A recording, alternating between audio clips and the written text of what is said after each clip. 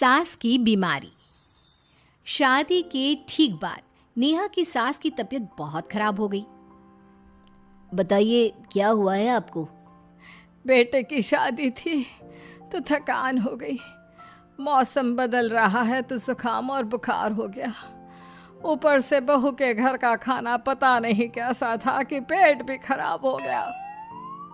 खाना तो बहुत बढ़िया था डॉक्टर साहब, सारे रिश्तेदार तारीफ कर रहे थे। रोहित की माँ इतनी कमज़ोर है कि जरा से में बीमार पड़ जाती है। डॉक्टर साहब आप सारी जांच करके देखिए, मुझे ऐसी क्या बीमारी है कि मेरी तबीयत ठीक ही नहीं रहती। फिलहाल तो ज़्यादा कुछ नहीं है, पहले आपके ज़ुकाम बुखार और पेट का इलाज कर लेते हैं, फिर बाकी के टेस्ट करवा लेंगे। अभी आप ये दवाइयाँ ले आइए। पिताजी मैं डॉक्टर साहब को छोड़कर और दवाइयाँ लेकर आता हूँ। माँ जी तो बीमार थी, इसलिए नेहा ने किचन संभाल लिया। माँ जी अब आपकी तबीयत कैसी है? पहले से ठीक है। आप बैठिए, मैं खाना लगाती हूँ। तेरे बाबूजी और रोहित ने खाना खा लिया? रोहित तो टिफिन लेकर ऑफिस गए हैं माँ, और बाबूजी ने खाना खा लिया है। आप शुरू कीजिए। यह क्या, खाने में इतना तेल इतने मसाले? अरे अभी अभी तो तबीयत ठीक हुई है मेरी, तुम क्या मुझे वापस बीमार करना चाहती हो? नहीं माँ जी, ऐसा नहीं है। क्या हुआ? देखो ये बहू ने कैसा खाना बनाया है। खाना तो बहुत ही स्वादिष्ट था। अरे मैं ये खाना खाऊंगी तो बीमार हो जाऊंगी ना। ओह हाँ, बहू को अभी पता नहीं ना तुम्हारे बारे में, रोहित समझा देगा उसे। देख बहू, अच्छे से समझ लेना कि इस घर में कैसा खाना बनता है। हाँ माँ जी, मैं समझ लूँगी, लेकिन अभी आप कुछ तो खा लो। ये खाना खा लूंगी तो कल का खाना खाने के लिए बचूंगी भी नहीं। सास की बातें सुनकर नेहा उदास हो गई। उसने रोहित के घर आते ही उससे माँ जी के खाने के बारे में पूछा। आज माँ जी ने मुझे खाने के लिए बहुत बुरा भला कहा। माँ को मसालेदार और तेल घी वाला खाना सूट नहीं करता, वो बीमार पड़ जाती हैं। ऐसी क्या बीमारी है माँ जी को? पता नहीं, आज तक कई डॉक्टरों को दिखाया, कितने टेस्ट करवाए, लेकिन कोई बीमारी पकड़ में ही नहीं आई। नेहा को कुछ समझ में तो नहीं आया, लेकिन उसने अपनी सास के हिसाब का खाना बनाना सीख लिया। माँ जी आज तो खाना ठीक है ना? खाना तो ठीक है, लेकिन ये मुआ रेडियो क्यों चल रहा है इतनी तेज आवाज में? वो माँ जी मैं अकेले काम करते करते बोर हो रही थी ना, तो टाइम पास करने के लिए चला दिया। तेरा इस टाइम पास के चक्कर में मेरा सर दर्द से फटने लगा है। तेज आवाज से मुझे माइग्रेन हो जाता है। सॉरी माँ जी, मुझे पता नहीं था। तुम्हें जब तक सब पता चलेगा तब तक मैं तो भगवान के पास ही पहुंच जाऊंगी। नहीं नहीं, ऐसा मत कहिए ना माँ जी। अब मैं कहीं भूख से ही ना मर जाऊं। खाना मेरे कमरे में रख दो। बेचारी नेहा, उस दिन उसे बहुत दुख हुआ। नेहा तुम रो क्यों रही हो? आज माँ जी ने मुझे बहुत बुरा भला कहा, मैं तो सिर्फ रेडियो सुन रही थी। ओहो, तुम माँ की बातों का बुरा मत मानो, उन्हें तेज आवाज से सर दर्द होने लगता है, दर्द की वजह से बोल दिया होगा कुछ। लेकिन मुझे तो ये सब पता ही नहीं था ना, इसीलिए बाबूजी ने मुझे पहले ही फोन करके सब कुछ बता दिया, और मैं तुम्हारे लिए ये हेडफोन लाया हूँ। अब तुम अपने गाने भी सुन सकती हो और माँ को परेशानी भी नहीं होगी। ये सिर्फ एक बात का हाल है, लेकिन माँ को तो हर चीज से परेशानी है। अब क्या कर सकते हैं, माँ बीमार ही इतनी रहती है। लेकिन माँ को ऐसी कौन सी बीमारी है? तुम्हें बताया तो था, किसी भी डॉक्टर को माँ की बीमारी समझ में नहीं आ रही। अब तुम भी ये सब सोचना छोड़ दो, ये हेडफोन लो और अपने पसंद के गाने सुनो। रोहित के गिफ्ट से नेहा की एक परेशानी तो दूर हो गई, लेकिन उसके मन में कई सवाल खड़े हो गए। आज मैं देर से उठा हूँ या तुम जल्दी उठ गई?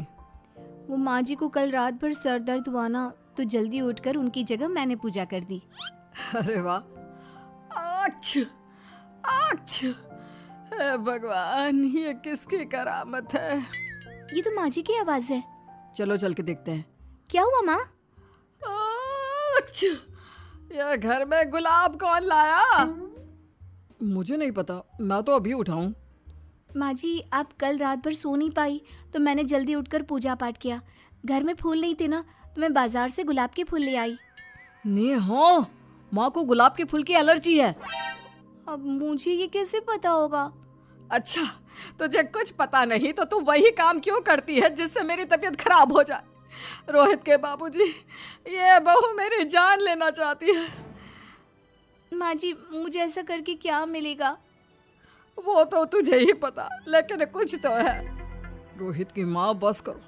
बेचारी बहू को कुछ पता ही नहीं है, बस इसलिए उससे गलती हो जाती है। जाओ तुम कमरे में। बहू, तुम रोहित की माँ का बुरा मत मानो। वो अपनी बीमारियों से इतनी परेशान है कि उल्टा सीधा बोल देती है। नहीं नहीं बाबूजी, मुझे बुरा नहीं लग रहा, मुझे चिंता हो रही है माँ जी की बीमारी की। ये बताइए कि माँ जी को ऐसी प्रॉब्लम्स कब से होने लगी? शादी के 6-7 महीने बाद से। बाबूजी, तब घर का माहौल कैसा था? अरे भरा पूरा परिवार था। मेरे बाबूजी, माँ, काका, काकी, मेरे दोनों बड़े भाई, दोनों भाभियाँ, दोनों के 2-2 बच्चे हैं, एक छोटा भाई और एक बहन। सब साथ रहते थे। इतना बड़ा परिवार? हाँ, मैं जब 10 साल का हुआ ना, तब पापा का ट्रांसफर यहाँ हुआ। उसके पहले तक तो हमारी जॉइंट फैमिली ही थी। और माँ जी किस चीज से बीमार पड़ जाती हैं? जब तेज गर्मी हो, ठंड हो या ज्यादा बरसात हो जाए। जब माँ ज्यादा थक जाए, जैसे दिवाली पर घर की सफाई या कोई फंक्शन हो, या ज्यादा मेहमानों के आने से घर का काम बढ़ जाए। तेज म्यूजिक, तेज लाइट या ऐसे कोई तेज स्मेल आ जाए। तो माँ जी की ये बीमारी ठीक हो सकती है। कैसे? सब पता चल जाएगा। आप कल माँ जी की टेस्ट रिपोर्ट लेने जाने वाले हो ना? हाँ। तो सुनिए क्या करना है। अगले दिन रोहित माँ जी की रिपोर्ट्स लेकर आता है। माँ, बाबूजी, नेहा। अरे क्या हो गया रोहित? माँ जी की रिपोर्ट आ गई है। कुछ सीरियस है क्या? जिसका डर था वही हुआ। अरे गोल गोल बातें मत कर, सीधी तरफ बता बेटा, क्या हुआ है मुझे? माँ, आपकी किडनी, लिवर सब फेल हो गया है। आपका दिल भी कमज़ोर हो गया है। डॉक्टर ने कहा है कि आपके पास सिर्फ 1 महीना बचा है। ये क्या बक रहा है? ऐसा हो ही नहीं सकता। मुझे लग ही नहीं रहा कि मैं इतनी बीमार हूँ। लेकिन माँ जी, रिपोर्ट झूठी तो नहीं हो सकती ना? हाँ, माँ को 20 साल की उम्र से बीमारी लग गई थी, लेकिन कोई डॉक्टर पकड़ नहीं पाया और अब ये बीमारियाँ बहुत ज़्यादा बढ़ गई हैं। हाँ रोहित की माँ, तुम्हें याद है शादी के 6 महीने बाद से तुम बीमार रहने लगी थी। अरे लेकिन वो अलग था, मुझे ऐसी कोई बीमारी नहीं हो सकती। ये तुम कैसे कह सकती हो माँ? हाँ, तुम उस वक्त बीमार पड़ी थी ना, और अब डॉक्टर भी यही कह रहे हैं, तो सच ही तो होगा। और आप तभी से बीमारी तो रहती आई हैं। अरे लेकिन तब मैं बीमार थी ही नहीं। क्या मतलब? अरे तब मैं बीमारी का नाटक करती थी, मुझे कुछ नहीं हुआ था। ये क्या बोल रही हो? हाँ, घर में इतने सारे लोग थे और सबसे छोटी बहू मैं थी, तो सारा काम मुझे करना पड़ता, इसलिए काम से बचने के लिए मैं नाटक करने लगी। लेकिन आपको अभी भी वही बीमारियां होती है ना माँ? हाँ, अगर नाटक था तो ये प्रॉब्लम तुम्हें अभी क्यों होती है? इसका जवाब मैं देती हूँ। माँ जी कई महीनों तक नाटक करती रही, इसलिए इनके दिमाग ने धीरे धीरे इस झूठ को सच मान लिया और इनका दिमाग उन बीमारियों का एहसास कराने लगा। हैं? ऐसे भी होता है क्या? हाँ माँ जी, इसे प्लेसिबो इफेक्ट कहते हैं। जब आप बात बात पर बीमार पड़ने लगी तो मैंने अपनी मामा से बात की, जो एक साइकोलॉजिस्ट है। उन्होंने बताया मुझे। तो ये रिपोर्ट्स? मैंने झूठी रिपोर्ट बनवाई थी नेहा के कहने पर, ताकि आप सच बताएं। यानी मुझे कुछ नहीं हुआ? नहीं माँ जी, और आपकी इस प्रॉब्लम का भी सोल्यूशन है। हम किसी अच्छे साइकोलॉजिस्ट को दिखाएंगे और आप जल्द ही ठीक हो जाएंगी। वाह बहू, मैंने तुझे इतना भला बुरा कहा और तूने मेरी जिंदगी भर की तकलीफें दूर कर दी।